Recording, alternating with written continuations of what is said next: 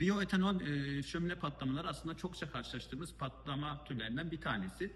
Peki neden gerçekleşiyor? Öncelikle ortamda bulunan yakıtın buharlaşması sonucu buharın tutuşması şeklinde bir parlama gerçekleşebilir. Yine şömine çok sıcakken yakıt takviyesi sebebiyle gerçekleşebilir. Kalitesiz yakıt kullanılması sebebiyle gerçekleşebilir. Bir de yanma haznesinin çok fazla aşırı doldurulması sebebiyle bu tür patlama ve patlamalarla karşı karşıya kalmaktayız. Peki biyoetanol şöminelerinde bu tür patlamaların olmaması için ne yapmak gerekiyor? Öncelikle şömineyi kullandığımız odanın çok iyi bir şekilde havalandırılmış olması gerekiyor.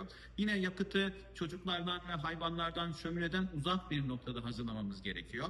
Şömineye yakıt takviyesi yapmadan önce haznenin mutlaka soğumuş olmasını gerekiyor. En az 40 dakika beklememiz gerekiyor. Yine haznede daha önceden kalan bir yakıt olmaması gerekiyor. Doldurma sırasında 10-15 santimetre yukarıda güvenli bir mesafede yakıt takviyesi yapmamız gerekiyor.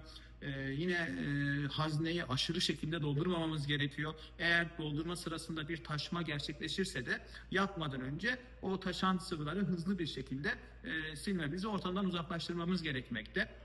Yine yakma işlemini uzun bir çakmakla yapmamız gerekiyor. Çünkü sıvılar çoğunlukla buharları tutuşacak şekilde yanar. Dolayısıyla eğer tam üzerinden yakarsak bu sefer yüzümüz tutuşabilir.